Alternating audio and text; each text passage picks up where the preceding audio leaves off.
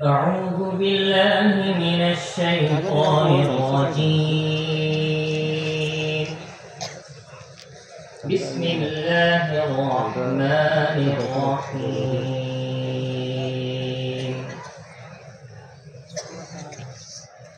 قل إن كنتم تحبون الله فاتبعوني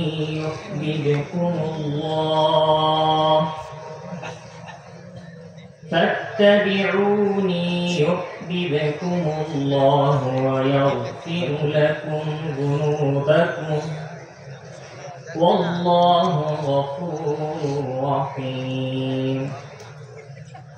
قل أطيعوا الله والرسول فإن تولوا فإن الله لا يحب الكافرين. إن الله اصطفى آدم ونوحا وآل إبراهيم وآل عمران على العالمين ذرية بعضها من بعض والله سميع عليم. صدق الله العظيم وصدق رسوله النبي الكريم. আমরা এখন যে আয়াতগুলো শুনলাম তা হচ্ছে সূরা আলে ইমরান এর 31, 32, 33 এবং 34 নং আয়াত। এটার তরজমা এবং তাফসীর আমরা এখন শুনব। প্রথম যে আয়াত আল্লাহ পাক রব্বুল আলামিন ইরশাদ করছেন, কুল ইন কুনতুম তুহিব্বুনাল্লাহ ফাত্তাবিউনি ইউহিব্বুকুমুল্লাহ ওয়া ইয়াগফির লাকুম যুনুবাকুম ওয়াল্লাহু গফুরুর রহিম। অর্থাৎ হে মাহবুব, আল্লাহ পাক রব্বুল আলামিন ইরশাদ করছেন, হে মাহবুব আপনি বলে দিন, হে মানবকুল, যদি তোমরা আল্লাহকে ভালোবেসে থাকো তবে আমার অনুগত হয়ে যাও। আল্লাহ তোমাদেরকে ভালোবাসবেন এবং তোমাদের গুনাহ ক্ষমা করবেন, আর আল্লাহ ক্ষমাশীল দয়ালু। এই আয়াতের ব্যাখ্যার মধ্যে আসছে যে এখানে যে বলা হচ্ছে আল্লাহ রাসূল সাল্লাল্লাহু আলাইহি ওয়াসাল্লাম আল্লাহ তাআলার পক্ষ থেকে এই ঘোষণা করছেন, যদি তোমরা আল্লাহকে ভালোবেসে থাকো তবে আমার অনুগত হয়ে যাও, তবে আল্লাহ তোমাদেরকে ভালোবাসবেন। এর অর্থ হচ্ছে, এর মাধ্যমে এটা স্পষ্ট হয়ে গেল আল্লাহ তাআলার ভালোবাসা দাবি তখনই সত্য হতে পারে যখন প্রিয় আকা সাল্লাল্লাহু তাআলা আলাইহি ওয়াসাল্লামকে মানুষেরা অনুসরণ করবে এবং হুজুর সাল্লাল্লাহু তাআলা আলাইহি ওয়াসাল্লামের আনুগত্য অবলম্বন করবে।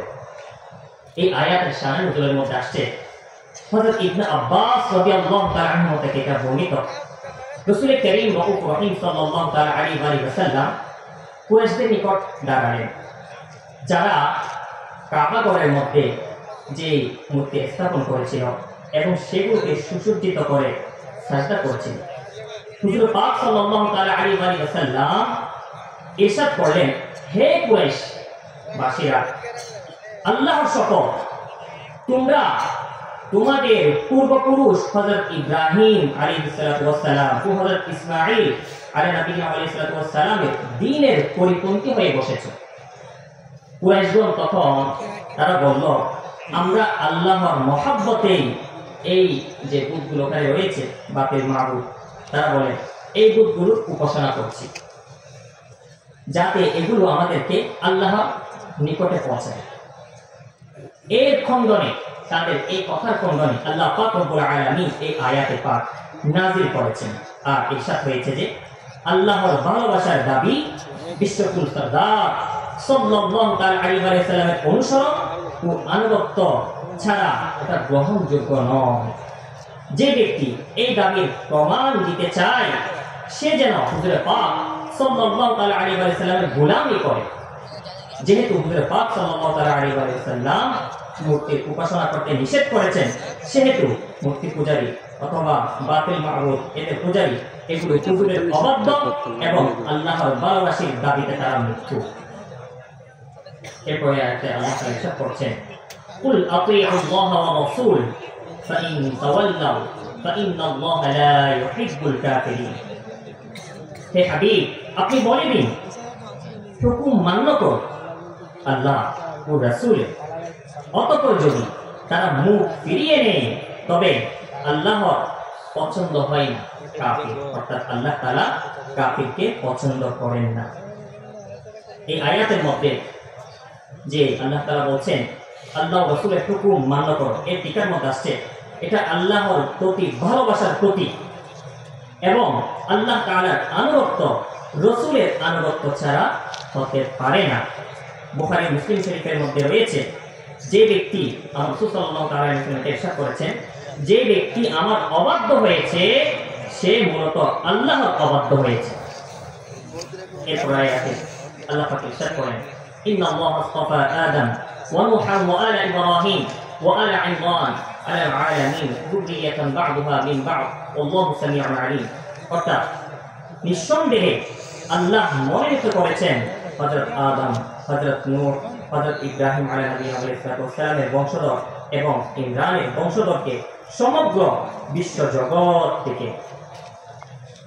অর্থাৎ এই আয়াতের ব্যাখ্যার মধ্যে আসছে ইহুদিরা তারা বলেছিল আমরা হযরত ইব্রাহিম, হযরত ইসহাক ও হযরত ইয়াকুব আলাইহিস সালাম এর বংশধরদের অন্তর্ভুক্ত এবং তাদের এই দ্বীনের উপর প্রতিষ্ঠিত, এটা তারা দাবি করেছিল।